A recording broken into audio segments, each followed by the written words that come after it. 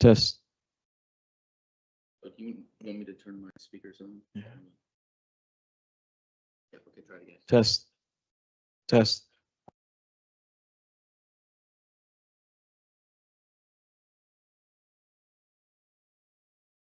Test.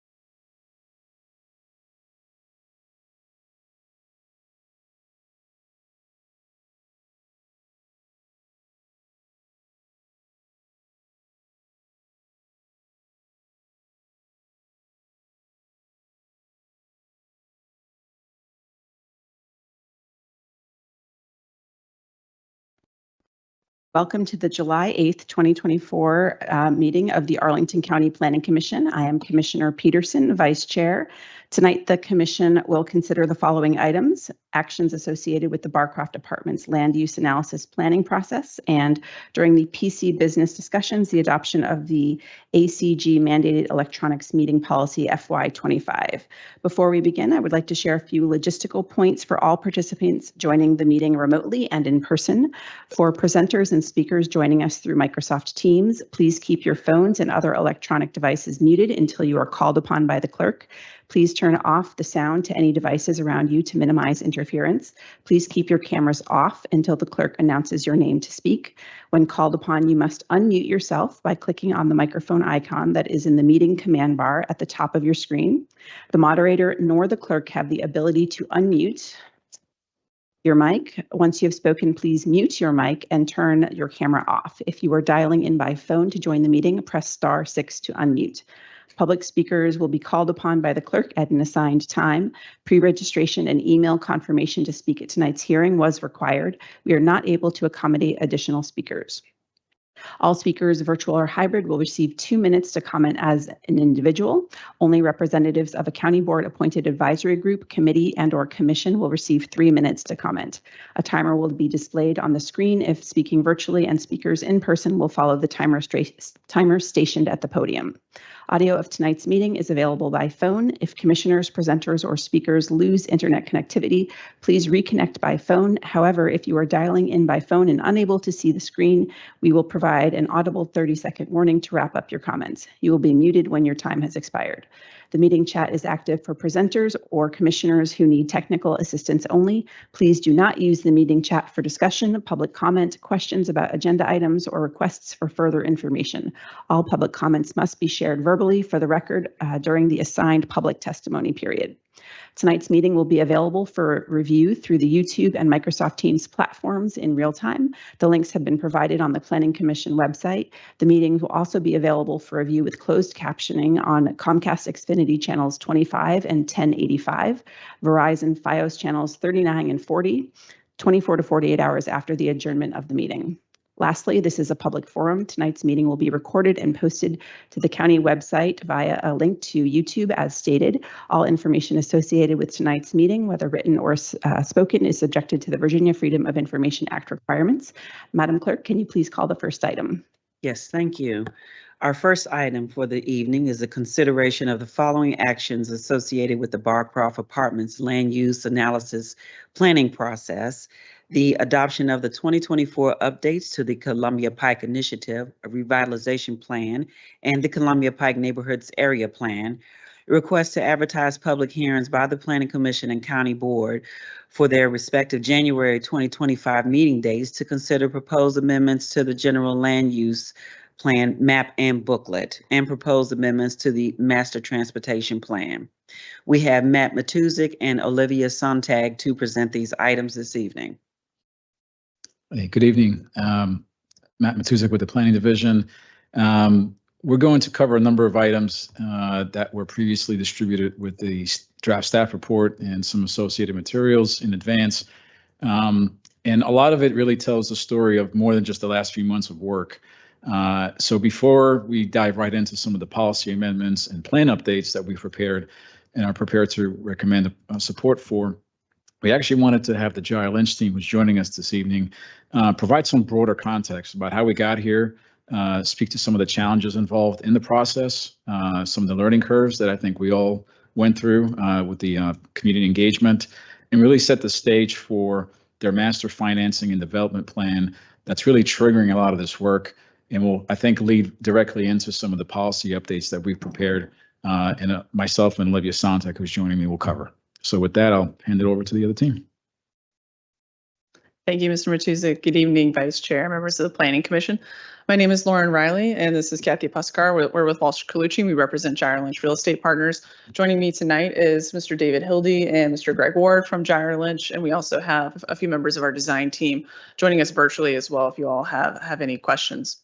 And we'll walk you through our proposed master finance and development plan tonight, which is the culmination of a lot of engagement that we've had over the past couple of years with residents, community stakeholders, but also through a lot of hard work and collaboration with county staff. So I do want to thank them for those that are here and many others who are not here tonight that played a big part in this effort. And I'll also hand it over quickly to David Hildy to kind of introduce Gyre Lynch and talk about the opportunity that's here at Barcroft.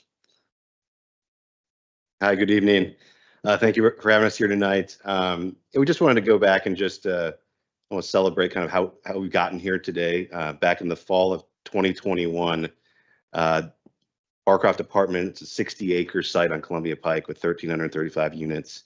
Was put to market, was at risk of being redeveloped and displacing more than 1,100 families. And with the partnership between Gyre Lynch and the county and Amazon's Housing Equity Fund, that didn't happen. And we were able to preserve 1,335 homes up to 60% AMI for 99 years. So incredible accomplishment, really an unprecedented partnership between the three parties. And that will allow us to between renovations and new construction, have those units, and then also deliver on the vision of the Columbia Pike and through new development. Next, you just wanted to emphasize kind of when we first acquired this property, our approach was really resident first. We spent a lot of time with our residents, getting to know them. We had a new property management company come on board with us, and really, step one is to really get to know our residents and reassure them that these commitments that the county's making, that Gyre Lynch is making, are real. And then also you build the trust and engage them to inform our MFDP, such things as what are we going to plan for our renovations? What type of outdoor amenities do they need? What type of other amenities would be helpful? And that led to our initial submission in October of 2022 of the MFDP.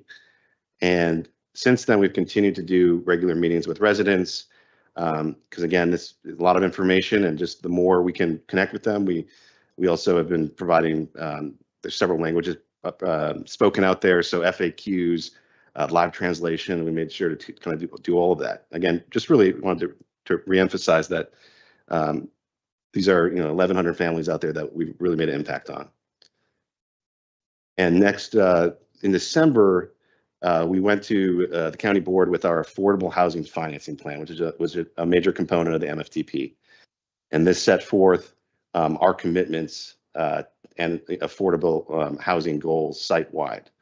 And I think the number one, we made the commitment that no resident would be displaced by stabilizing rent for all. So when a resident earning under 80% AMI moves into a new or substantially renovated home, their rent will not jump. It will stay capped at 3% increases even after they move into the new one. Another commitment that we were very excited that we were able to make is a minimum of 10% of the homes, 134 at 30% AMI. And on top of that, other commitments made around accessible units, the amenities that we wanted to provide, and just our relocation commitments. All of that was in the affordable housing financing plan. And as part of that, we identified that to support this plan and achieve these really these great goals, land use was an important component of that. That there was ways we could look at the land use to achieve the vision of the Columbia Pike corridor while also supporting the financing plan and be able to deliver on these commitments. So with that, I wanted to turn that over to Lauren to talk about that land use process. Thanks, David.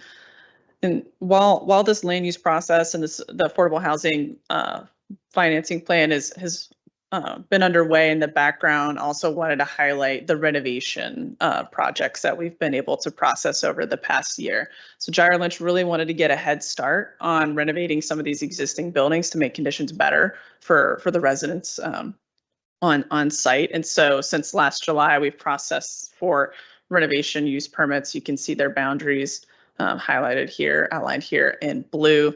This represents approximately 15 buildings and upwards of 350 units that we've been able to preserve, not only from a historic perspective, but also from an affordability perspective as well. And so these renovations will bring exterior upgrades to the sites, like new amenity areas for residents, also significant interior upgrades like new in-unit washers and dryers, new fixtures and appliances and mechanical equipment. As we've also been able to convert some units to type A accessible and provide that ADA parking where possible. So we're happy that we've been able to advance those goals while this underlying process for the MFDP has been underway. And if we step back just a little bit, even before this land use process began, Gyre Lynch started to evaluate the site soon after its acquisition in 2021 to determine where you could even locate new buildings, parks, infrastructure. And there are a couple of key site constraints and development considerations here.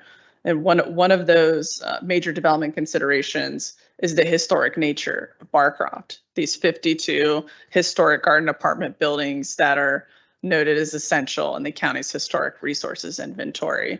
And so that was a major influence in determining where we could locate new buildings to new construction to develop kind of their own distinct neighborhoods that also feel like part of a whole of Barcroft.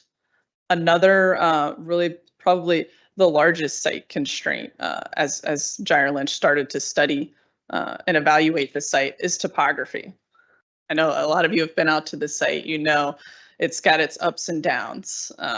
There's kind of a central plateau here. And then, oh, sorry, looks like the pointer isn't working. There's somewhat of a central plateau in Barcroft, and then it falls steeply off along South 4 Mile Run Drive and along South George Mason Drive as well. And then significantly on the southern end of what we affectionately call the tail of Barcroft.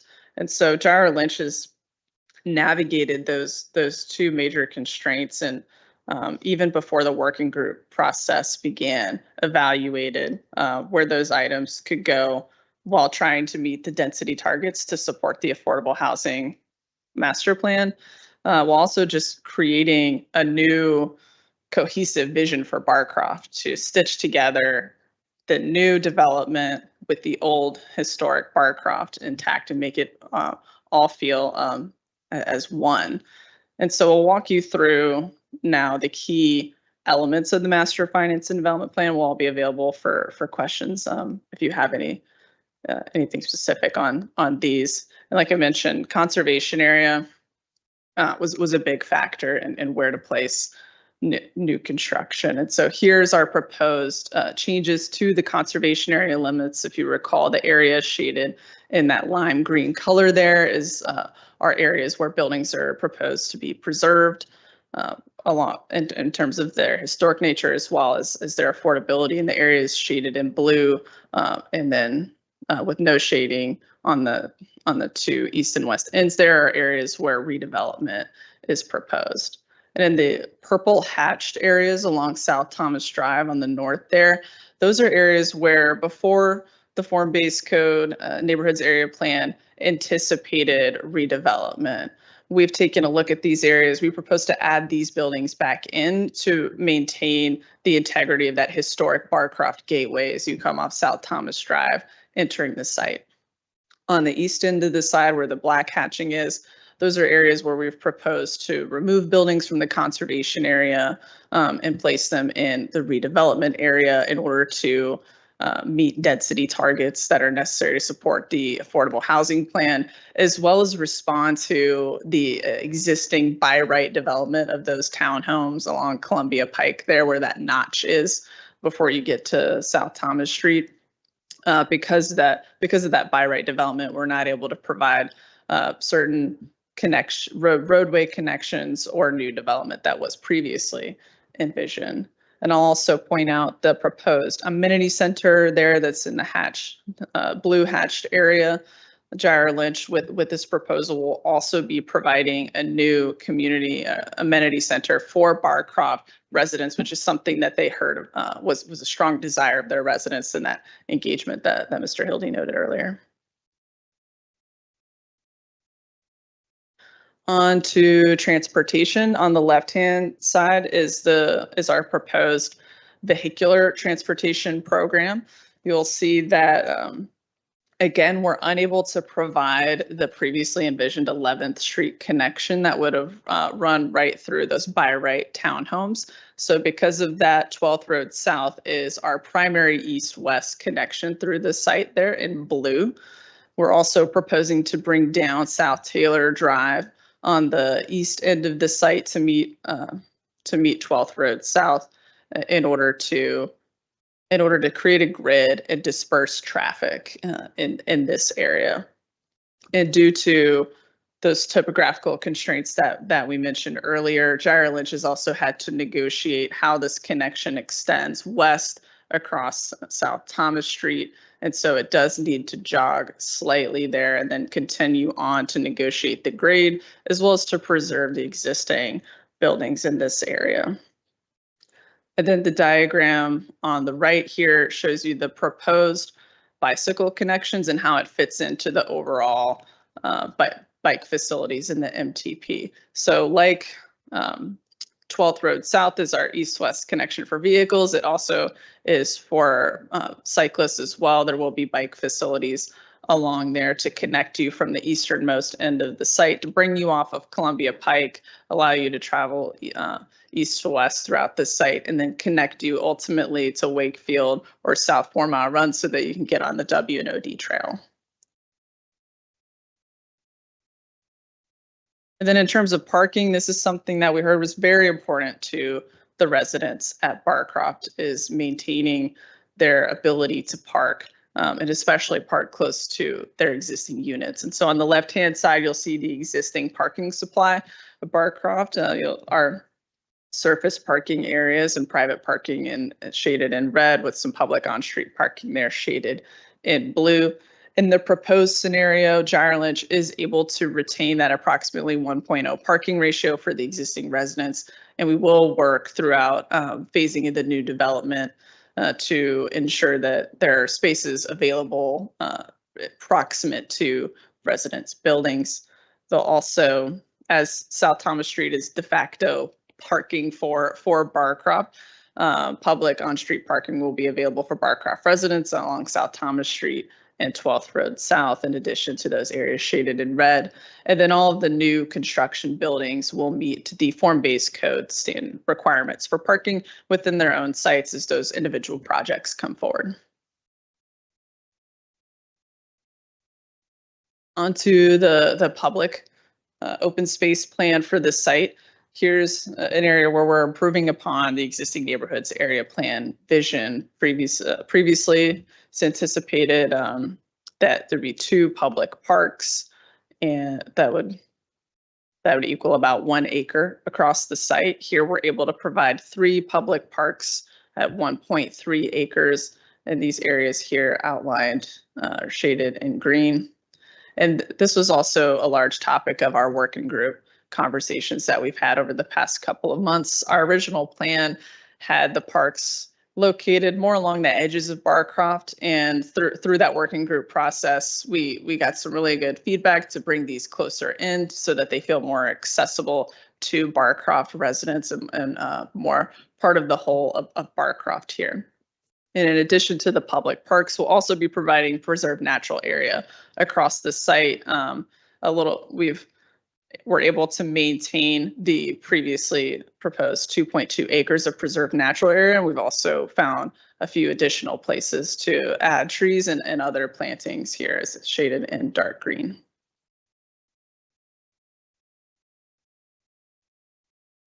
All right. And then another unique feature to Barcroft through this land use analysis process that we've gone through, we've been able to identify biophilic paths, areas where we're able to enhance the existing pedestrian network through things like signage, lighting, low-level plantings that are more of a human scale. If you've been out to Barcroft, you know, it's just a lot of canopy trees. Here's an area where we can make this more of a pedestrian scale, connect people to nature while also providing these key east-west, north-south connections throughout the site. And then the biophilic pathways and the preserved natural areas, these are all also part of Barcroft's overall sustainability strategy that I think staff will go over a little bit in a moment. But these also include items like increased tree canopy coverage far beyond what the original form-based code envisions for the site, as well as green building standards for both new construction and for the existing buildings to remain. And on the whole, we believe this is an improvement on the existing neighborhoods area plan and form-based code.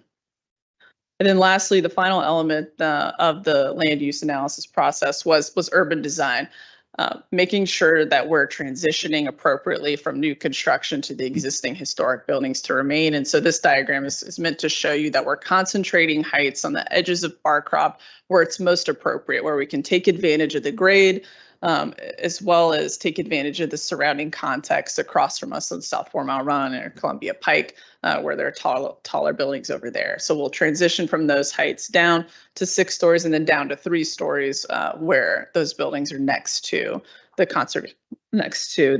conservation areas. So we're able to create the densities needed to support the plan while also respecting the historic nature of the existing buildings to remain. Then we've got our proposed phasing plan that I think Mr. Ward will walk you through. Yep. Thanks, Lauren, for outlining the plan and the process of how we got there. My job is to kind of explain the unique process of how we're going to execute this. It really all is driven by the resident first approach and all the commitments that we've made to the residents. And so I'll start with the renovation areas in the green, blue, purple, and red. And because of the commitment that we have for no displacement and the relocations, we really need each project to be around 100 units for the renovations. So in this phase 1 green area for the renovations, that actually makes up 3 different renovation projects. And then to dive a little deeper into that, we have to take the unit mix into account for those relocations to make sure that for the temporary relocations, families are being relocated to the same unit, 2-bedroom, 1-bedroom, 3-bedroom. And so that first phase has 3 different projects that are made up of buildings that are both 2-bedroom heavy and 1-bedroom heavy. They're really analyzed to make sure that we had enough inventory for the relocations, and that'll kind of continue out through all of those other phases of the renovations. And in the light blue, where we have the 1, 2, and 3, those are the new construction affordable buildings.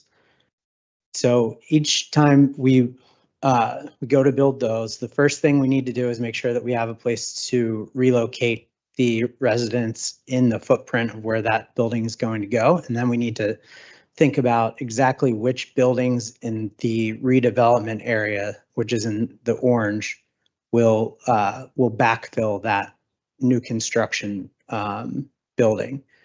So when we build new construction 1 up there on the northeast side of the site, we will take the unit mix will be done in a way that will take families that are in the area over where the Flytech New Construction 2 building is, and we'll move all of those homes into new construction 1, and that will free up that area for the next affordable new construction as well as the ancillary development. And then likewise, when we go to move people into the affordable new construction 2, we have to be mindful of where new construction number 3 is going to be, so that we can keep moving. So the phasing is very complicated. It's changing with vacancies and move outs and leasing throughout the process. So it's every month we're looking at the rent roll and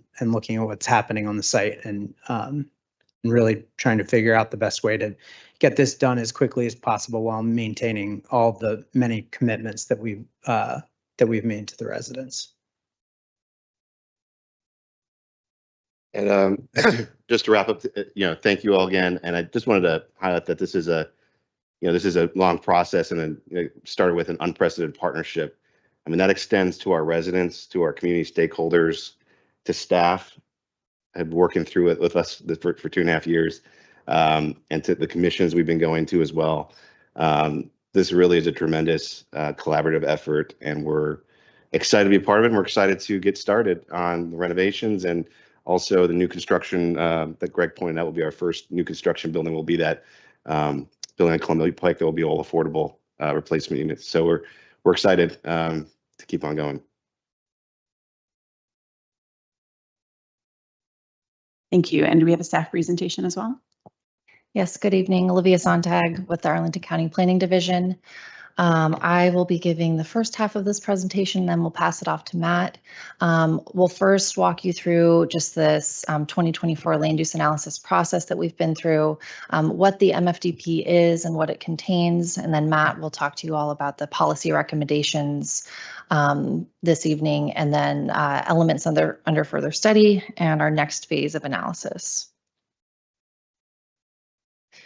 So objectives of the 2024 land use analysis process were both to use some of the site analysis that Jared Lynch has completed over the last couple years, but also consider the December 2023 adoption of the Affordable Housing Financing Plan with some of those deepened affordability metrics, to build upon and update some of the earlier planning documents, which established the vision for Columbia Pike. So these include the Neighborhoods Area Plan, which was adopted in 2012, and then the Columbia Pike Revitalization Plan from 2005. The second objective was to explore some existing but also new tools to ensure that the updated vision and the commitments that Jared Lynch is making are clearly documented and then can be successfully implemented as part of a phase strategy, as they just kind of talked you through. So the Neighborhoods Area Plan was adopted in 2012, and it provided updated guidance on redevelopment opportunities along the site edges, with preservation primarily through the core of the property. The majority of Barcroft Apartments is located within the Neighborhoods Area Plan, and it also establishes things like building height maximums and where those transition areas are, as well as some guidance on the open space and multimodal transportation vision maps. And the other important thing to note here is that this vision is also expressed in some corresponding updates to the general land use plan and the master transportation plan. And then the revitalization plan was adopted in 2002 and then updated in 2005, and it provides guidance on how the commercial northwest and northeast corners could redevelop. Again, establishes some of those building heights and how those transitions will occur to the adjacent garden style apartments. And then again, this vision is also expressed in the GLUP and in the MTP. So the land use analysis process also included forming a working group to assist the county in reviewing the Jared Lynch plan, involve key stakeholders, and identify and resolve any community and resident concerns, but also for these working group members to act as liaisons for their respective groups. So these members represented 25 different civic associations, commissions, committees, and community organizations with staff support from multiple departments. We've really appreciated the involvement from all of these members to help build upon the vision for the site, including balancing the need to balance a lot of county and community priorities, as well as some of the resident needs that have been expressed throughout this process. So following the January 2024 county board meeting, where we received some guidance from board members, the working group met a total of 6 times and focused on 4 different topics of discussion. We started with the conservation area limits and redevelopment areas, then moved on to transportation network and parking, public open space and natural areas, and then the urban design and transitions. Throughout this process, we also had several different public engagement touch points, which included an online feedback form and some pop-up events at the Barcroft leasing office. And then we also held an open house for residents in the broader community in May. So following the final working group meeting, we identified 3 actions for county board consideration, which we're in the process of bringing to a number of different county commissions.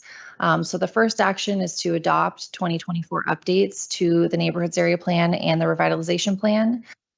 We also are looking to authorize advertisements of amendments to the GLEP and the MTP, which will be considered likely in January of 2025, and then for the board to approve the Jared Lynch Master Finance and Development Plan.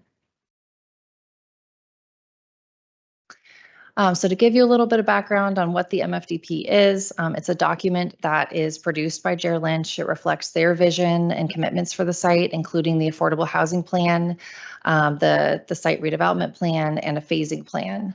So earlier versions were submitted to the county manager in 2022, and then in December of 2023, the board approved the financing plan portion of the MFDP, but the 2024 land use analysis process has informed the redevelopment and phasing plan.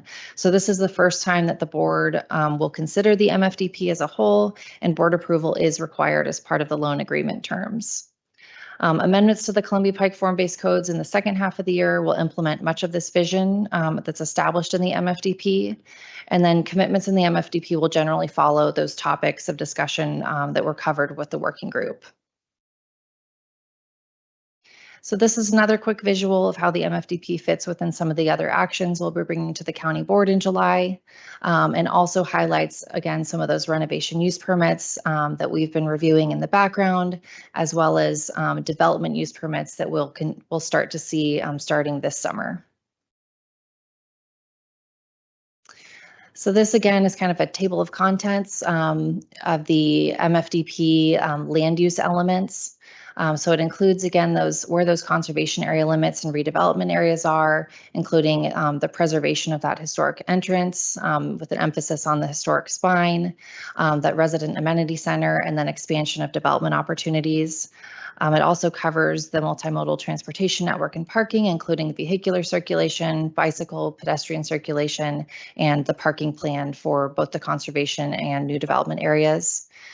And then the urban design, again, just, the consideration of topography throughout this whole process, resolving any building height discrepancies between those conserved and the redeveloped areas, and then just ensuring general design compatibility.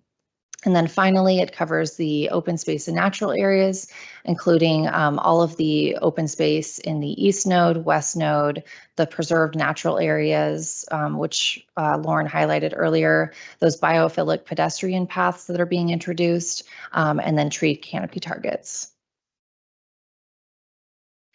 So this just gives you a comparison of what the existing adopted vision that's included in the neighborhoods form-based code for the site and what the proposed MFDP vision accomplishes.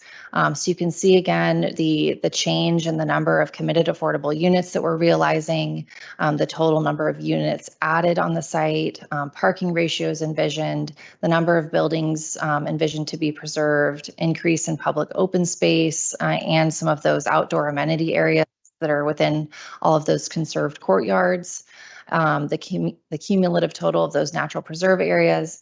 And then wanted to highlight here some of the tree canopy targets that we're setting for the site, which include the 25% for new development, 40% for the public mini parks, 50% in the conservation areas, and then 80% in the natural preserve areas. And then finally, just wanted to highlight the change in the proposed building heights and transitions. So we've talked a lot about the changes and the increases between the existing vision and the adopted vision, but also just wanted to highlight some of the preservation and enhancement of the existing assets on the site that's occurring. We're already starting to see that with some of these renovation use permits that are coming through. So again, just seeing a lot of that significant tree canopy, those courtyards and vegetation, existing pedestrian connections, all continue to be preserved in those conservation areas. And then we'll see a lot of improved connectivity with those biophilic pathways provided both north, south, and east, west throughout the site. So this just highlights the overall sustainability strategy for the site. And just wanted to highlight a few things, including the increase in the public mini parks, increase in those natural areas, the resident amenity center, which will include a central outdoor space for residents. And then again, in those conservation areas with each renovation use permit, existing trees are going to be preserved to the maximum extent feasible, as well as those outdoor courtyards and improved landscaping and new trees planted. And then we also have those tree canopy targets set for the different areas within the site, those biophilic pedestrian pathways incorporated. And then all renovation use permit projects will be required to meet the updated Neighborhoods Form-Based Code Green Building Standards, which require LEED, Earthcraft, or an equivalent certification. And then as you can see here, some of those renovation use permits that have been approved to date are targeting National Green Building Standards Silver certification, so exceeding those minimum requirements. And then for new construction projects, they'll also be required to meet those updated green building requirements, which require LEED Gold, Earthcraft Gold, or an equivalent certification, as well as some of the new requirements that were adopted earlier this year, including Energy Star certification, energy optimization requirements, and some other prerequisite requirements. And then again, just by preserving and reinvesting in these buildings within the conservation area, we're extending the life of these structures and reducing that overall carbon footprint. So the last slide I'll cover here is just throughout the process, we did hear from residents in the community and interest in opportunities to provide additional playground amenities for Barcroft Apartments. So we did identify 3 different opportunities. The first is over at Doctors Run Park, where the county's already identified funding for the design and construction of a new playground and some of the existing amenities there. And this work is expected to, the design work is expected to begin in the fall of 2024, and will engage the community in that process. And then the second item is to just explore improving landscape improvements within the preserved areas, within those private courtyards. Jared Lynch is exploring opportunities for what kind of amenities are desired and suitable with each of those renovation projects. And then the third item will be opportunities within the public park areas that have been identified with this new land use analysis process. So with that, I'll pass it off to Matt. Thank you. Home stretch of the presentation. Well, we also wanted to highlight, you've heard about the very detailed Columbia Pike plans, both the commercial and the residential side, as well as the GLUP and MTP documents, which closely resemble and reference those plans. But through this process, we also evaluated many other policies which were either updated or created since we first established a vision for Columbia Pike. And I think it's important to just pause for a second and highlight how those plans, while they're not being updated through this process, have helped us review the master financing and development proposal and allow it to evolve and kind of go through its own updates as we make sure we are reflecting those updated policies throughout the county, particularly since those really apply at a general level across the entire county, not just Columbia Pike or specifically this property. So that was kind of the relationship between those more specific plans, which I'm about to go over in more detail, but also the countywide level guidance that exists elsewhere, but has also informed this process. So one of the things we are doing, dating back to the earlier and first Columbia Pike plan, this is the one that governs those 2 commercial properties on George Mason and 4 Mile Run Drive. And in this case, partly because of how dated that guidance is, but also to make sure that moving forward, we can kind of just locate all this information in a single document and kind of clarify the reference moving forward. We are going to actually introduce some notes in this plan that signal updated guidance for Barcroft Apartments is now located in the neighborhoods area plan that has its own 2024 update. So people that are potentially referencing this plan in the future will have that additional note to look into if they are generally trying to learn more about Barcroft and its adjacent properties. Speaking of that neighborhoods area plan, here you can see how even back in 2012, the bulk of the apartments were already expressed in the vision update for this plan, both in terms of height, transportation, open space, and many other aspects of development and preservation. So this is the document we're going to now bring in those commercial corners that previously were excluded and make sure that the updated guidance on both the entire property segments from 4 Mile Run to George Mason reflects where the MFDP has ended up following our land use process and all the community engagement that we received. So this is kind of giving you a sense of what some of the map changes generally will look like as that document is updated. In addition to, if you've seen the links, some updated acknowledgements that folks and stakeholder groups that participated in this process, and some additional text changes to help clarify why we are pursuing an update to that plan. And as we mentioned, because we're dealing with boundary changes for the preservation and redevelopment, all those are kind of significantly referenced on the general land use plan. So the dashed lines separating note number 8, which is the commercial district, from note number 24, which is the residential or multifamily areas. Those need to evolve slightly. One expands, one contracts. We've also updated and relocated the symbols for public open space. Those are the black triangles. And of course, the underlining element of the future street network and the white lines has also been updated. And that layer also carries over to our master transportation plan updates, where a future street network and also the bike facilities have been updated based on the MFDP.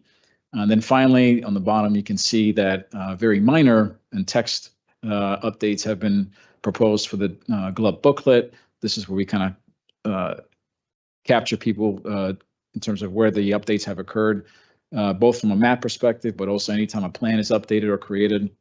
So we are tracking these 2024 updates in that document as well once it is republished. So now, while we've captured a lot of policy updates and vision elements in this update and the milestone that we are at now, there are several items that will continue to be investigated and researched through the summer and into the fall. One of them being the Doctor's Run area, which is the kind of southern corner of the property. There's an open stream that runs through two or three different parcels between George Mason and 4 Mile Run. And you can see in these images here, the existing parking and buildings which have basement units are very close to that stream.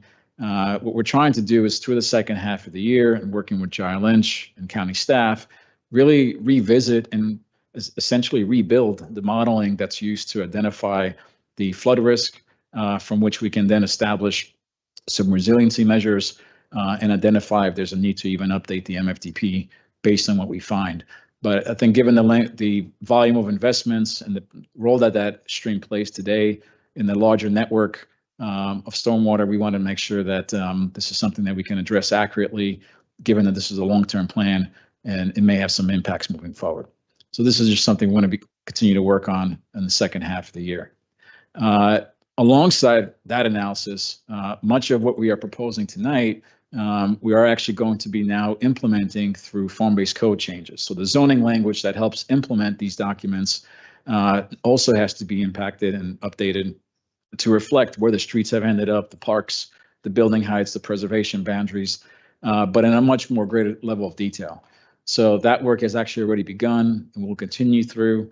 And to give you a set of expectations from our upcoming milestones, you can see here how through the fall and even the winter timeframe, we expect to return with those updates, along with kind of a closing element of the GLUP and MTP amendments, which are only being advertised in July.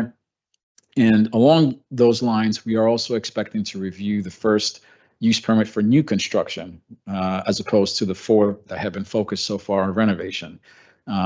So those 3 things are going to be grouped together in the winter as we come back with more refined elements of this vision. And just giving you a sense of beyond 2024, J.R. Lynch has already spoken to this, but you can see here how the next 3 years of renovation are anticipated to occur across the property. The number 1 polygon there with the light blue color, that's that first new construction project that's anticipated to come in this summer. And we'll be reviewing that concurrently as we look at those form-based code amendments throughout the fall.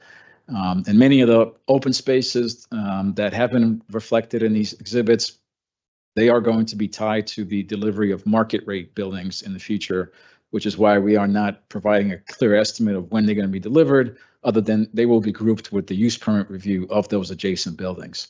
So as we progress and have greater certainty and clarity, we'll be able to speak to that timeline. But many folks continue to ask when we actually start to plan the amenities and the exact character of those spaces. That's when a lot of that work is anticipated to occur. And I believe, do we have one more slide? Yeah. So the two motions that we wanted to put forth for the Planning Commission involved the adoption of that resolution that updates the Columbia Pike Plan from 2005, the revitalization plan, and the Columbia Pike Neighborhoods Area Plan from 2012, as well as the adoption of the resolution to authorize the advertisement of those GLUP and MTP amendments. And that concludes our presentations. Thank you very much. The 77 slides had scared me for a second, but okay. Do we have any public speakers, please? We don't have public speakers. We do have Elizabeth Guerin on the line for the FNRC report. Okay, wonderful. Former Commissioner Guerin, please.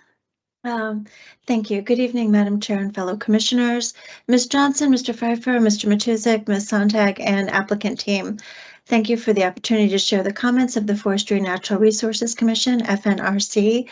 After leaving you all, I returned to my roots and I now serve on this commission. FNRC sent a letter with essentially the same comments I'm about to share to the county board on June 28th, and I've asked our chair, Phil Klingelhofer, to send those to Ms. Johnson, Mr. Pfeiffer, so you can all review those in greater detail, but I'll go through them briefly here.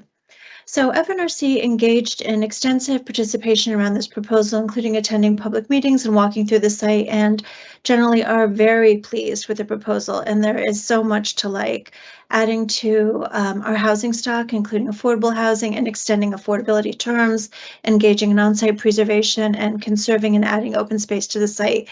And the commission really appreciates the iterations to the proposal over time that address ways to keep adding to that particular effort. And we also have some comments and recommendations for this as it moves forward. So there's a sense that this proposal could act as an example for how climate resilience and adaptation features can be incorporated into development in our community. So comments fall in two main categories.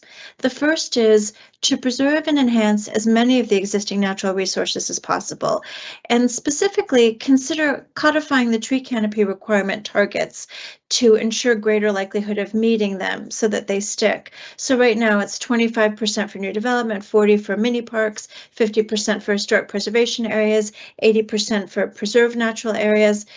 And consider a commitment to the best practices of tree care and maintenance, regular arborist reviews and professional pruning, for example. And then the second is to adopt a truly innovative approach to the landscape design. Our community is suburbanizing quite a bit. Ensure that we've got enhanced native plantings in the courtyards and all throughout the grounds. So going beyond our historic practice of, canopy trees and grass, and considering this robust palette of native flora. And we all hear this at our specific site plan meetings, for example, canopy trees and understory trees, native grasses, shrubs, perennials, ground cover, even vines. And this can offer habitat to pollinators as well as others. So Arlington has a rare community here to make the Barcroft community a magnificent natural jewel, a sort of mini arboretum in this neighborhood. And that can address the county initiatives around equity and biophilia. We welcome more residents to our community, and we need to provide the needed access to nature and open space that we know provides many benefits. But this does require greater tree preservation and more extensive and creative landscaping. So thank you for this opportunity to share these FNRC views, and thank you all for your work for our community. Thank you, Ms. Guerin. Do we have a Transportation Commission report? Commissioner Lantelmi? Yes, we do. This was considered at the last Transportation Commission meeting, and it was voted on in favor of the county manager's recommendation 10-0. The discussion, a number of topics. Parking, we had no concerns about the parking ratios. Bicycle facilities were met with approval. Three things were sort of flagged, not that we have a problem with them, but we just want to make sure they're done right and make sure to see if there's any way we can improve them. First off, 12th Road North is going to be a pretty major east-west facility now. It's going to be having to quite a number of things are going to be going on with that. It's not just going to be for cars. It's also going to be biophilic. It's going to have a bicycle facility. It's a major item that design is going to have to be done very carefully given what we're loading onto it. The intersection between 12th Road North and Thomas Street, it has that jog. We flagged that as if there's any possible way of trying to improve that somewhat so that you don't have that quite the weird jog that is planned right now. We understand the constraints, but see if there's anything else we can do with that. A third item is, can there be a better connection between 4 Mile Run Minor and 4 Mile Run Drive Major? There's a pretty steep slope there. There is sort of desire lines going down through that. Is that something we can consider as part of this? Other than that, again, we recognize it's still early in the process and a lot of design still will have to be done. Design work needs to be done. We'll be watching it, but other than that, very complimentary toward this, very much in favor of it. And as I mentioned, the vote was 10-0 in favor of the county manager's motion. Thank you. Thank you, Commissioner Lantelmi. And then I believe we had a working group, Commissioner Berkey or Commissioner Weir. Yeah, I think what we'll do, because there was an LRPC on this as well, so I'll just give a combination LRPC working group report, and then Commissioner Weir, I think likely is an AUG report, so maybe you can supplement. So the Long Range Planning Committee met on June 10th to discuss this, and a lot of you all were there, so thank you very much, as well as many members of our community. So I sent a report around. I'm going to make this brief because we've had a lot of discussion, and I think staff as well as the Gyro Lynch team did a great job of summarizing. I want to point out just a few things that I think were great positives during the process. I really want to commend our staff as well as Gyro Lynch for really extensive public engagement and getting out there and talking to the community and really listening to the residents. I think you're underselling it a little bit in the presentation either, because there were many discussions with folks individually, coffees, really just hearing folks. You all attended residents council meetings. I think really worked hard, staff as well as Gyro Lynch, to listen to residents. And there are a couple concrete ways in which that showed up in your efforts. First, there were a lot of concerns about, and this came up during the LRPC as well as the working group, at South Taylor and 12th Road. There's a courtyard there, and originally there was going to be just a building there, and the courtyard was going to disappear. And I think after Gyro Lynch kind of reevaluated that, we see the proposal in front of us today. And I think that was really a direct response to what they heard from the community. And so I think that was a great success. And then another aspect of the plan really is thinking about parking. One of the things that I know I heard talking to folks, Commissioner Weir and I actually walked the property with one of the representatives from the Residents Council, was parking. I know staff heard that. Gyro Lynch has heard that from their residents. And so I think opportunities for convenient parking is something that's kind of an integral part of this proposal as well. So all in all, I think this was a great process. And I think that was reflected in the LRPC that we had on June 10th. Folks are very excited. I think there are still a couple areas where folks would like some discussion. Open spaces, we heard about tree canopy, streets and transportation, I think are still a little bit of an open topic. But generally speaking, a lot of great excitement and enthusiasm from both, I think, the working group as well as the LRPC. And so I think it's fair to say, as I reflected in the staff report, there's nothing that we really heard from either one of those groups that would really prevent us from moving forward tonight. And that's my report. Thank you. Thank you, Commissioner Weir. Thank you. I echo the commendations that Commissioner Berkey shared, and I'll leave it at that because I literally can't add anything to them. I mean, the other than to again note that the work of the staff and applicant was excellent. As to the expanded form-based code area working group process, this has largely been covered by in the presentations or at least referred to, but it's worth noting that this was a very extensive process that included so much more than just the form-based code area working group, which as you probably all are aware, or if you're not, is an advisory group that advises the county manager, and so it's sort of in a different track than the way that reports get to us, and it's why we will occasionally cut to a report on the OGS hearing, but unlike FNRC or Transportation Commission, the reports and recommendations from the OG don't come to Planning Commission except in extraordinary circumstances, and they don't even come to the board except in extraordinary circumstances because they advise the county manager, right? But this was a very important study and process that involved a discrete kickoff meeting, a 6+ week online engagement process, 5 discrete meetings of this expanded form-based code advisory working group that specifically addressed things like conservation areas, limits and redevelopment areas, multimodal transportation, open space, all of the topics, urban design, and recap all of the topics that we've heard about. And in addition to a specific open house that I know that several of you attended, that was held in May, on May 4, both for the residents of the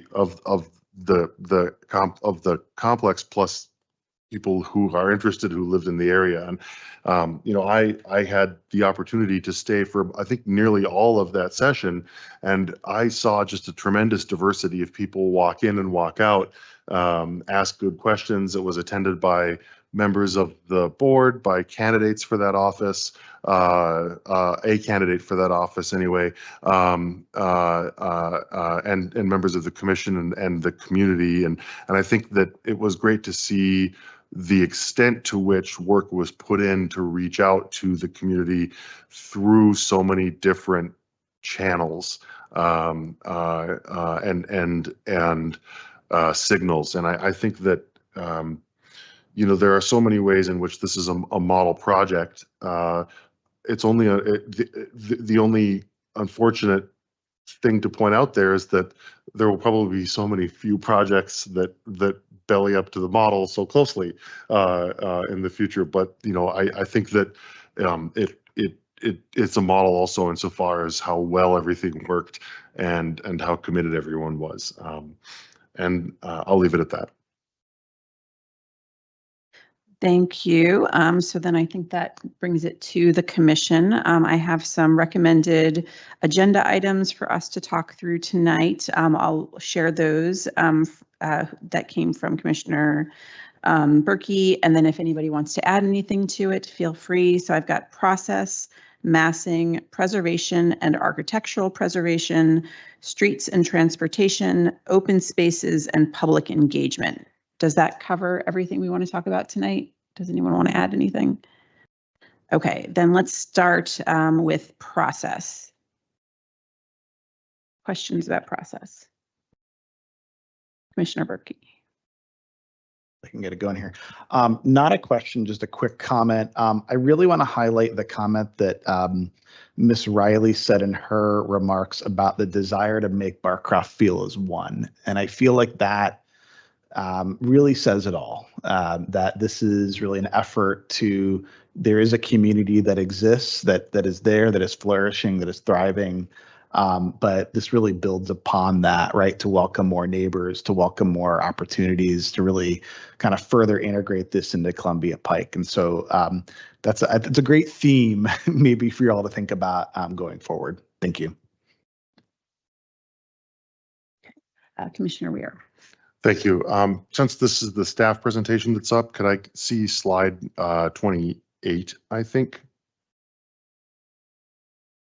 Yes, and this is mirrored on, much of this is mirrored on slide 13 of the applicant's presentation.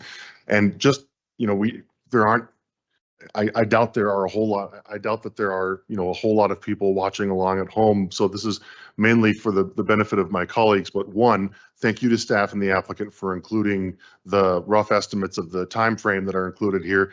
But two, for my colleagues, I just want to ask that all of us be mindful of the wide range of anticipated dates that are in here, because when we talk to people in the community, and we do talk to people in the community, there is always going to be anxiety about when does this thing that I care about go away. We saw that even this morning in the comments on RL Now about the Pentagon Center phase development site plan and the Costco. And every time there is a news story in RL Now about that site, there will be a comment about the Costco, because people love the Costco and they want to know, when is it going away? And so a thing that I frequently ask applicants for, and again, thank you for including this, is this even a very rough outline of timing, so that when people talk to us, we can remind people that just because this is coming before the Planning Commission, the board today, doesn't mean that the thing that you care about is going away this year. It very well may not even start work on it for, could be 14 years, could be 40 years in the case of the project that we'll be talking about later on. So I think that it behooves us to help people remember that planning is so often an exercise in thinking in decades rather than approving something that's going to lead to caterpillars being brought on site tomorrow. So thank you for that indulgence. Commissioner Streiner. Okay, so first of all, I noticed that the May 4th event, Star Wars themed, I would have gone had I lived in Barcroft. So I just props to that. Second, on the period of process for the GLUP amendments, are those specific for just the Barcroft development, or are those going to be sort of larger GLUP amendment discussions like that we're talking about and voting on tonight? Those are specific to just the Barcroft geography. Got it. Okay. I'll save that for another day then. Yeah, that's all I got on process. Other process. I have a quick process question for staff, which is usually when we do an advertisement, it happens the month before we are to vote on the decision. And here we're advertising something that is going to happen no earlier than January. So I was wondering why we're doing it this way.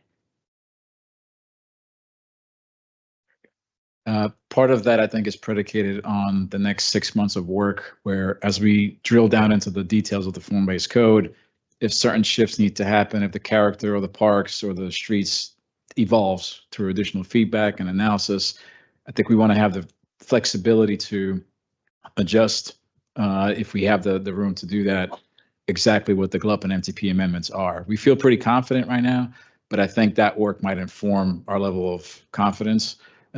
So we want to kind of bring those together. And it's not uncommon for us to, from time to time, advertise something for 2-3 more months, or perhaps to a date concurrent with sometimes a site plan, sometimes something else. I would say the closest thing to this would be a special GLUP study, where we're simply advertising something as in the realm of consideration, pending an appropriate fill in the blank. In this case, I think we want to make sure that the upcoming projects and the amendments make us feel that, yes, this is the direction we need to go into. Thank you. Any other process questions? Okay, then we'll move on to massing. Questions or comments, I should say. Okay, preservation or architectural preservation?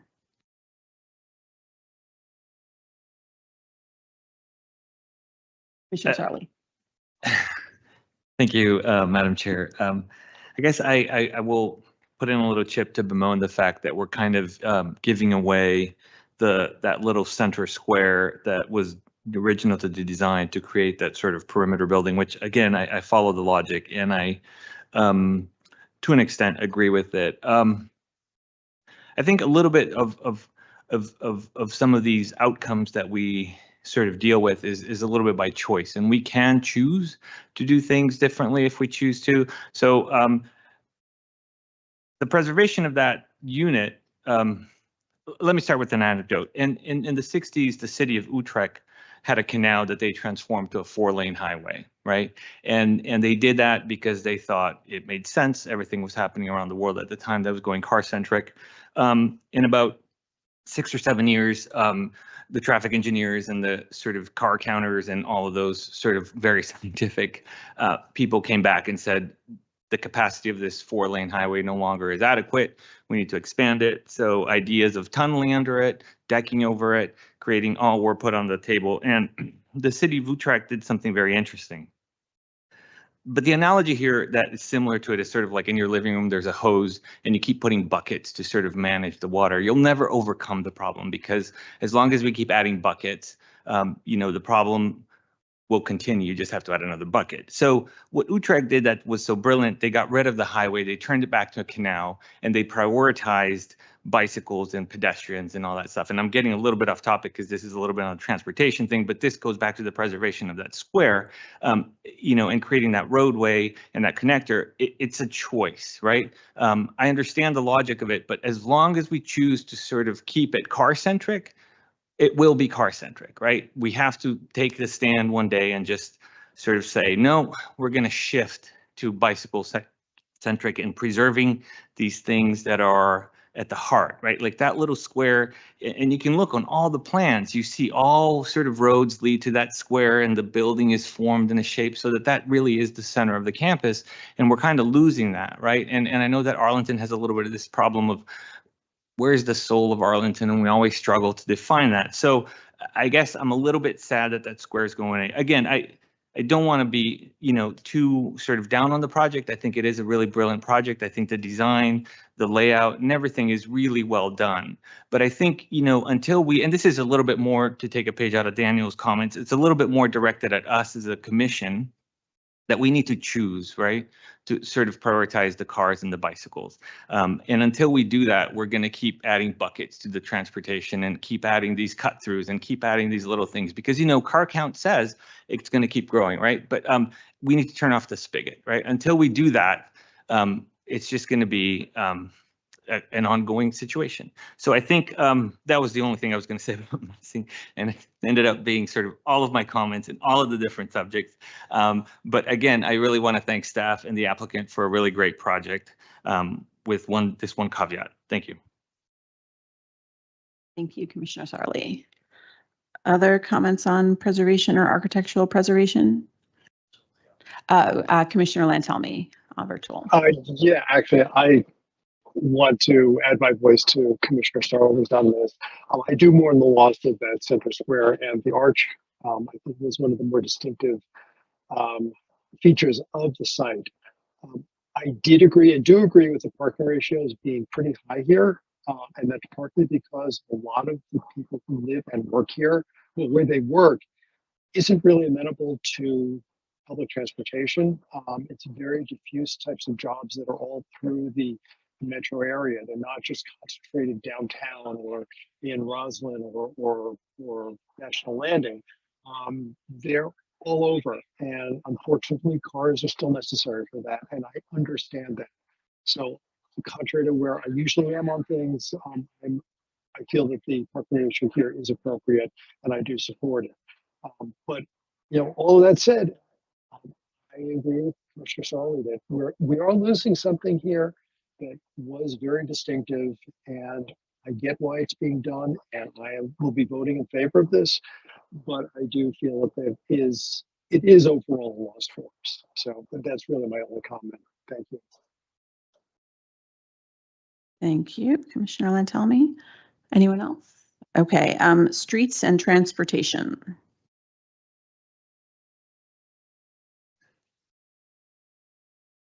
Commissioner Berkey. Yeah, I'll make this brief because I brought this up during LRPC. I know staff has given a response on it, but I'm just going to flag it again. I'm still a little, by the way, I love like 99% of this. So we're just bringing up the things that are still outstanding. I'm still a bit concerned about that corner of Columbia Pike and then 4 Mile Run Minor, and then where it turns into Buchanan north of Columbia Pike. I know DES has said, we just went through that intersection with Pike Forward, like we don't really want to reopen it. I'm still quite concerned about the level of density, which I welcome. On 4 Mile Run Minor there that we're going to be putting at that intersection. It's not signalized.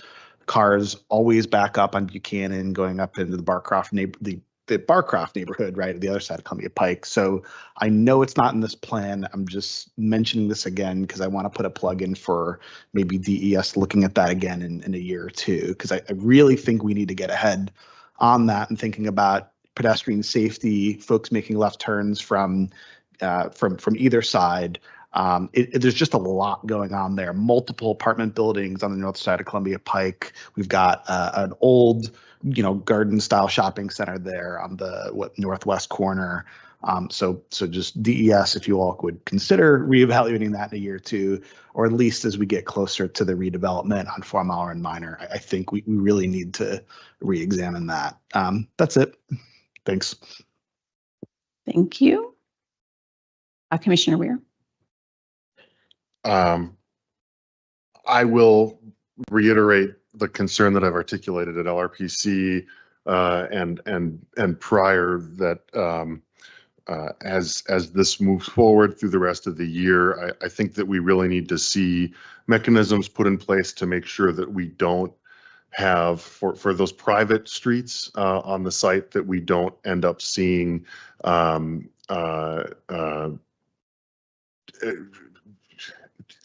Commissioner Berkey, you might have to help me out. You put it so well in your memo that we don't end up seeing a difference in standards evolve over time between the private streets and the streets that are whose maintenance are governed by the master transportation plan.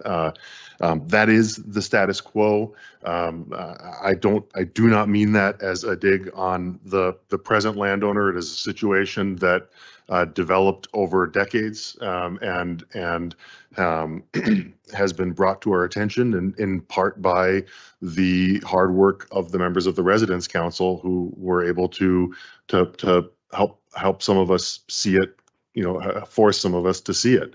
And with so many of what people experience as streets in this area not being governed by the master transportation plan, I just worry that decades from now, after any number of hypotheticals, and despite every good intention, we could end up in a similar situation, in 2050, 2060, 2070, but we can also avoid that by doing the right steps. And I know that that's being worked on, but I do feel like I need to reiterate it. Commissioner Berkey, if you want to put it the short way, I welcome that. Oh, I think you pretty much said it all. If I can make one more comment as well before I'm done with the floor on this, I think that the county often gets a lot of heat for approving things without thinking about the impacts on traffic, on whatever. I think more often than not that comments like those reflect an ignorance of an unawareness of the incredible amount of work that the county does to try to stay on top of and to try to foresee what the needs will be.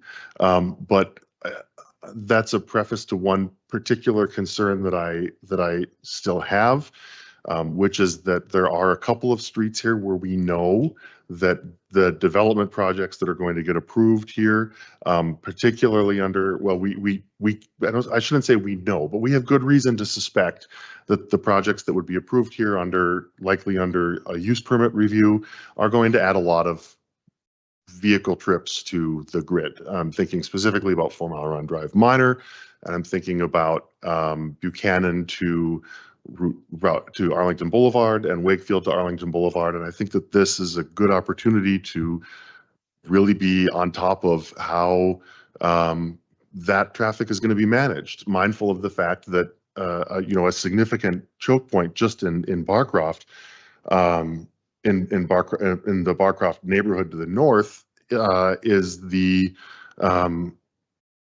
curb cuts going into the 2 garden apartment complexes on either side of Buchanan Drive, both of which are within the boundaries of the neighborhood's form-based code, the neighborhood's plan, and are and this isn't, this isn't a CPHD problem so much as it is a DES problem, but I want it flagged because it's an area where there's work. We already have a situation where a particular part of that street is dangerous for pedestrians and for other users of the street. And 15 years from now, there are going to be a lot more users of that street, of that section of the street. So, not something that's going to keep me from, voting in one particular way or the other, but worth keeping in mind. Thank you all. Thank you. Other comments or questions about streets or transportation? I have a question from the staff report. You mentioned that the Pedestrian Advisory Committee emphasized a desire for accessible pathways, managing significant grade changes across the site. Is there a scenario where we wouldn't have accessible pathways? We will. I believe that comment was referenced to all the other series of networks that are proposed with this plan, some of which are just not able to be accessible given the constraints and all the other kind of criteria we have to meet, both from preservation to accommodating open space. And basically, there's only so many different things that can occupy the same space. And given the priorities that are here, there will be some segments that are not accessible, but many others will be. Okay.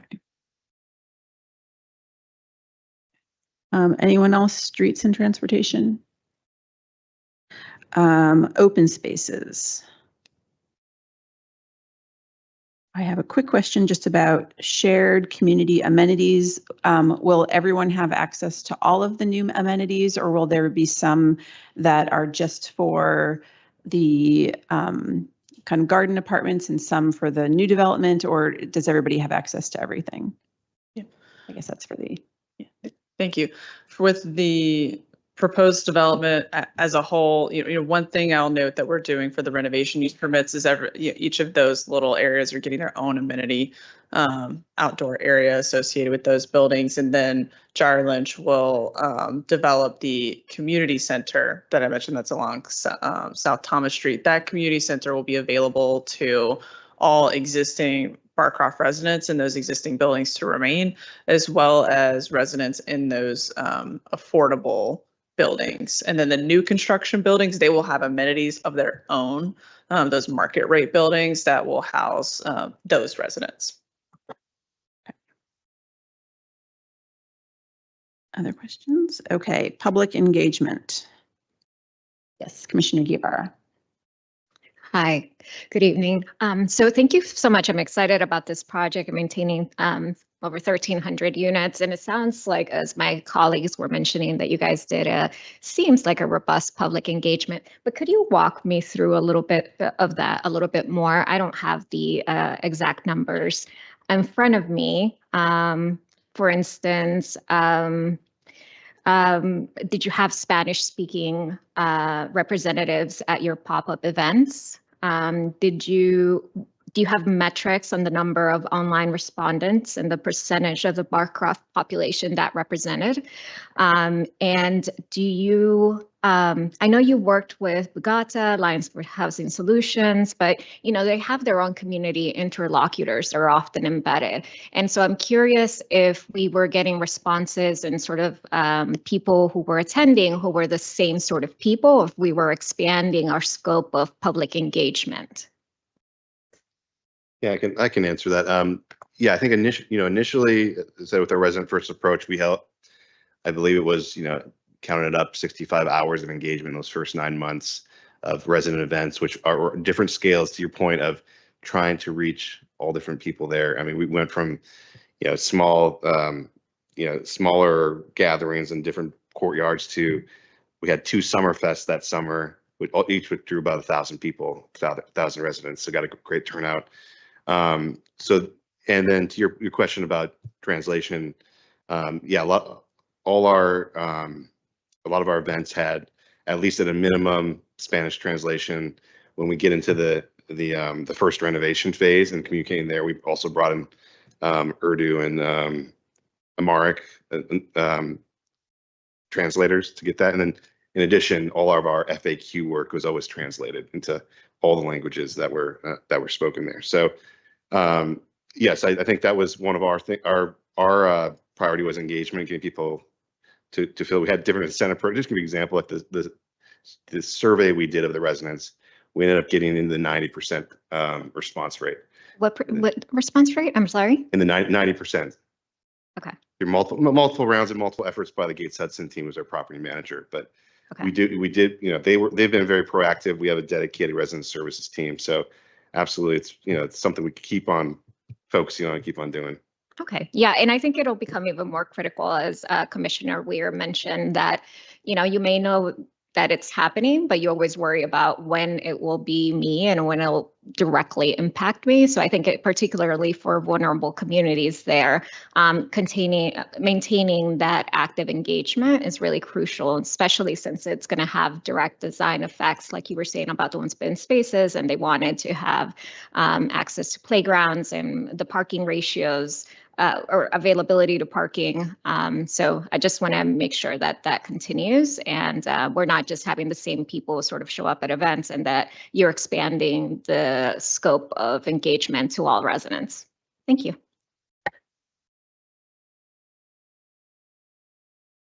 Other questions or comments about public engagement? Commissioner Streiner. Hold on, mine was about the tree canopy. Did we already pass that one? Can we reopen it? Well, I don't even think we had tree canopy. So, well, let me just do public engagement, last call. Okay, so then we'll have just an other things that we didn't cover. So Commissioner Streiner on Yeah, tree the canopy. miscellaneous one. So I meant Commissioner Guerin made a point about sort of codifying that 25%, 40, and the tree canopy percentages that we were looking to get. Is that something that you all would be open to doing? If it's in the plan, I see no problem in, you know, codifying that and making it a part of the sort of larger Columbia Pike plan. Well, part of the challenge of codifying that in the one of the form-based code documents is that it would then need to apply to the rest of the corridor. And I think we haven't studied the other sites. What does this mean for the various levels of development that's there? One thing we are considering, which will allow us to kind of continually apply this just to Barcroft and the properties we looked at, is if in the second half of the year we could come back with more of like a phased development instrument that allows us to consolidate all these different use permits for preservation, for redevelopment, and much like we already do in other parts of the county, particularly in the Richmond Highway Corridor, you know, that document could have a lot of the elements you've already seen in the MFDP. Whether that's the open space character, the pedestrian networks that are biophilic, or the tree canopy targets, that would allow us to track that over time, particularly since, as presented, they would have a relationship between how much is being preserved on the, how much tree canopy we are achieving on the preserved areas versus the ones that are redeveloping. And I think making sure all that works together will require something that is beyond just a single use permit for a portion of the property. So that's something we're going to continue to explore and come back with. Yeah, awesome. Yeah, I think anything that kind of writes that down in any kind of way really makes it more, you know, official. It'll keep us all in our heads of what the goal should be. Thank you. Okay, Commissioner Guevara.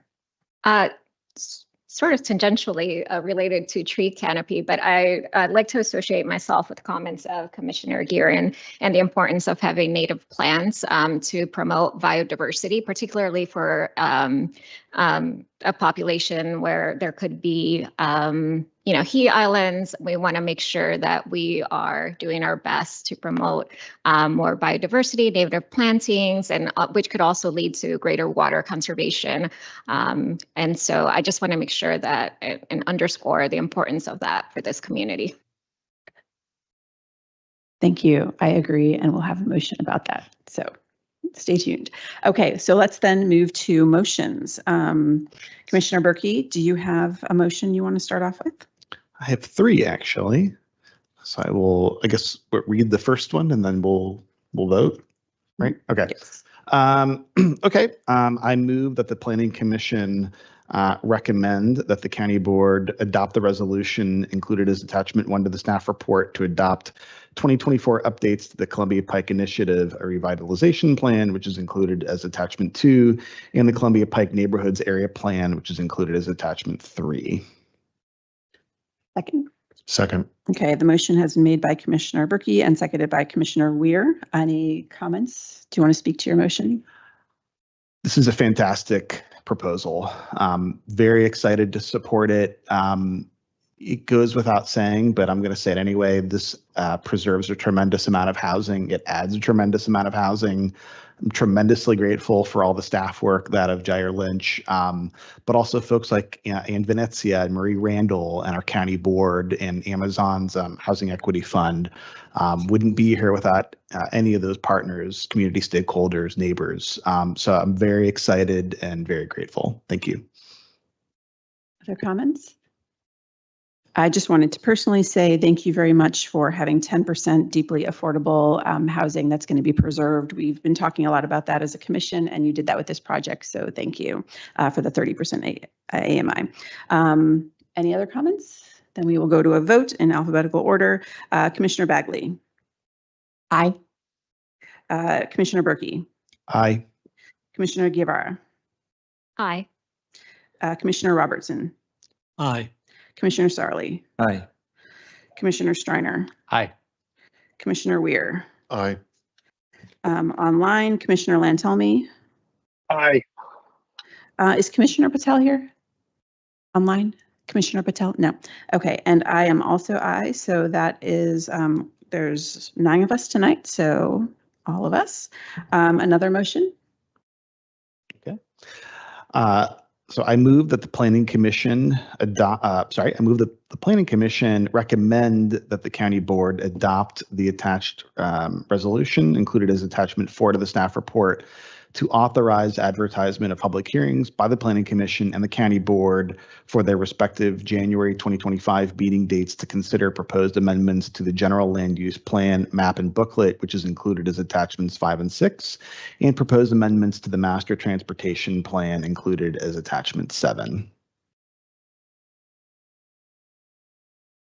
Second? Second. Okay, so the motion has been made by Commissioner Berkey and seconded by Commissioner Weir. Would you like to speak to your motion? Nope. Any comments? Okay, then we will vote. Commissioner Bagley. Aye. Commissioner Berkey. Aye. Commissioner Guevara. Aye. Commissioner Robertson. Aye. Commissioner Sarli. Aye. Commissioner Striner. Aye. Commissioner Weir. Aye. Commissioner Lantelmi online. Aye.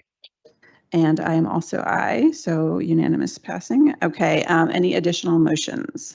Yes. I'll make the motion, then I'll explain why I'm making it.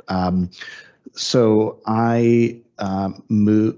So I move that is the sense of the Planning Commission that it supports the attached Jair Lynch Real Estate Partners Barcroft Apartments Master Financing and Development Plan describing the site-wide affordable housing financing plan, site redevelopment plan, and phasing plan for Barcroft Apartments. You have a second? Second. Okay, so the motion has been made by Commissioner Berkey and seconded by Commissioner Sarli. Do you want to speak to your motion? I do. And staff made this clear in the staff report, but I did consult with Mr. Matusik. So it's not required that the Planning Commission actually recommend to the county board that they adopt the MFDP. The county board will end up voting on that.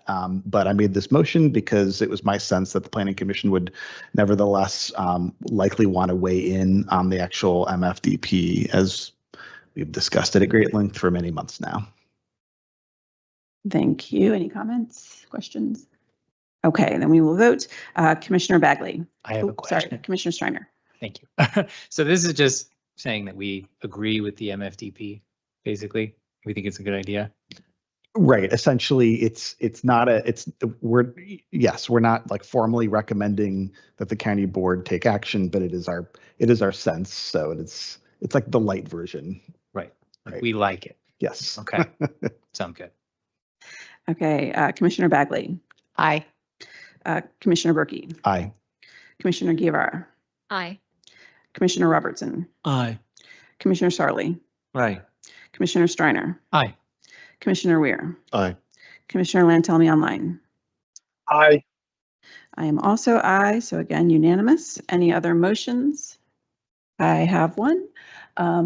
I move that it is the sense of the Planning Commission that county staff and the applicant work to design courtyards and other open spaces with layered landscapes, including native canopy trees, understory trees and shrubs, perennials, grasses, and vines to support both local habitat and opportunities for residents to regularly engage with nature.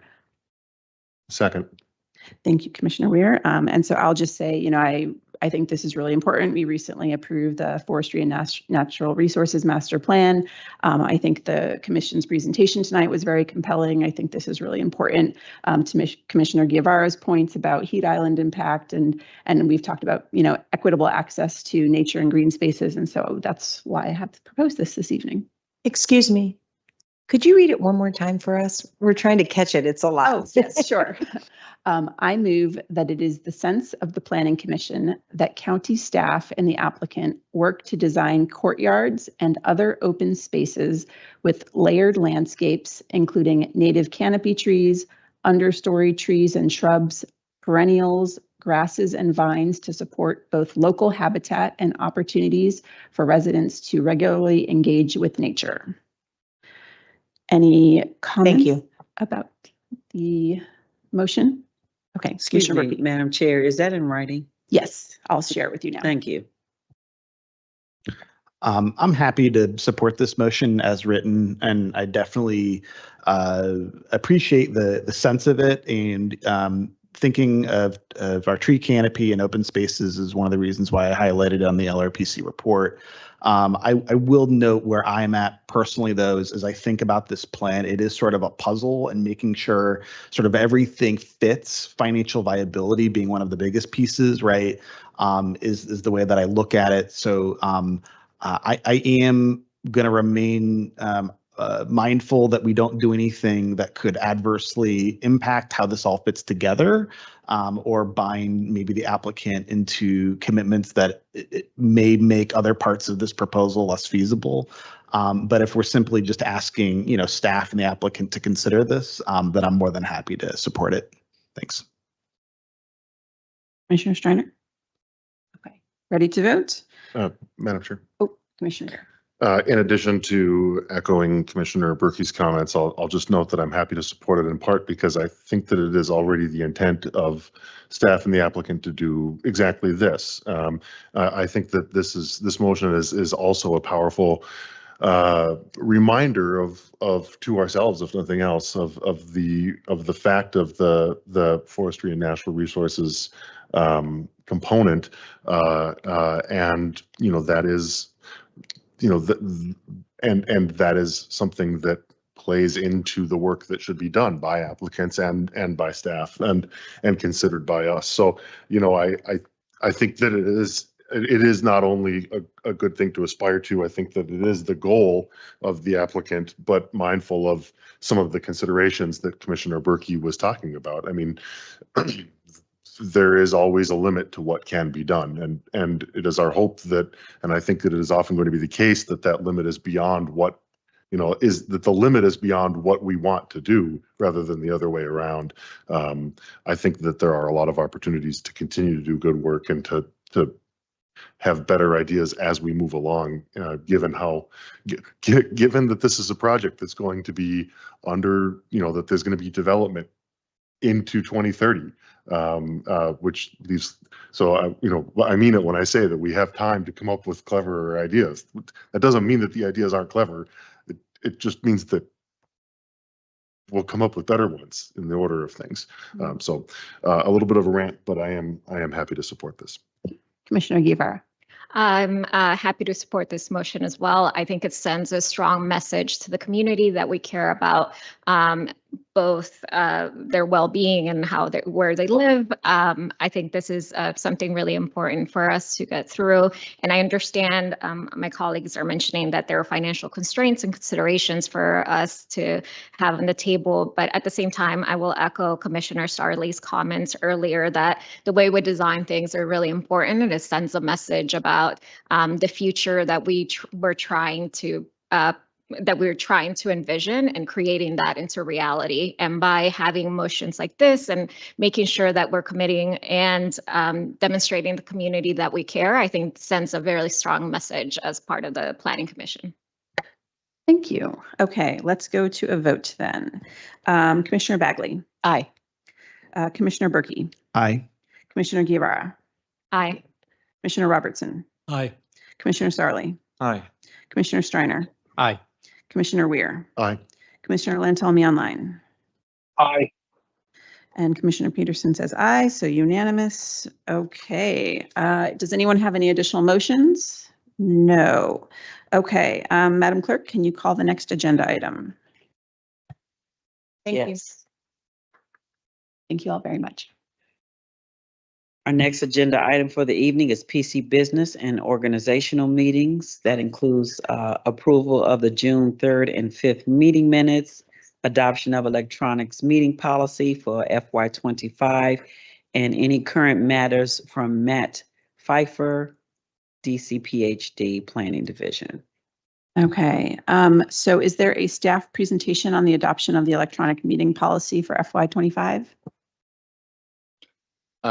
Madam Chair, we don't have a specific presentation. I believe the electronics meetings policy was given to the commission beforehand. I'm happy to provide a brief summary, though. The major changes and the impetus for the change is that we did hear from the state passed a new law that electronics meeting policies need to be adopted every year, so on an annual basis. They did, it should include new provisions that were passed by the General Assembly, including, the provision for members of commissions that act as caregivers to those with disabilities.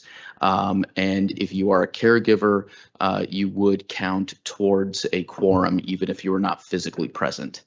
So that is the major change. In addition to that, there was one other small tweak to clarify language, given the differences between the requirement for a quorum or the electronic meetings policy applicability to full commission meetings versus those of, let's say, special groups created by the commission. So that is basically the summary, and I'm happy to answer any questions. Okay. Commissioner Weir had a question by email that I was Yes, I do have a question. Specifically as to the amendments on page 2 as circulated, and from the benefit of my colleagues, I'll highlight them. This would add the language to the procedural requirements that for purposes of determining whether a quorum is physically assembled, an individual member of the public body who is a person with a disability as defined in Virginia Code, or who is a caregiver as defined in Virginia Code for a person with a disability and uses remote participation counts towards the quorum as if the individual were physically present. My question in that is, how are the definitions in this additional language understood by the county to relate to pregnancy, to recovering from birthing, and to providing care to infants in the first few weeks of life? It seems to me abundantly clear that these things would be covered without reasonable question by the definition of otherwise disabled person.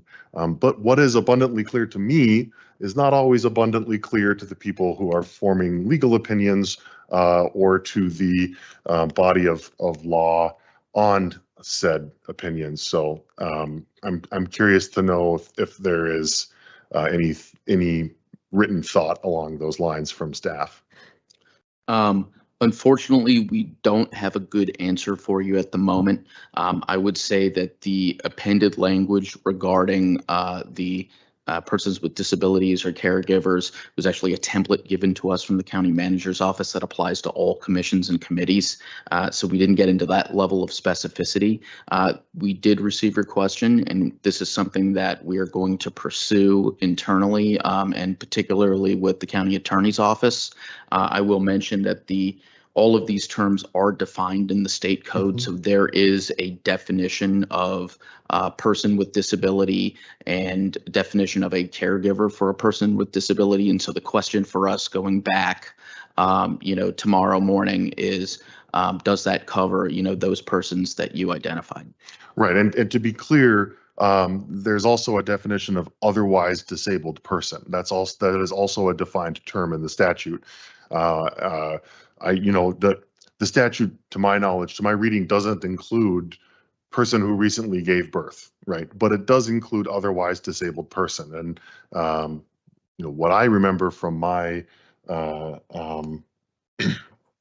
relevant classes in law school is that the real fun stuff, the tens of millions of dollars gets spent in arguing over whether or not condition X is covered by otherwise disabled person. So thank you. I look forward to hearing back. Other questions or comments about this policy? Does anybody have a motion to adopt? I guess if I can say one more thing on this, if it's one thing to say, it would be one thing to say that the county does not have a written opinion on that.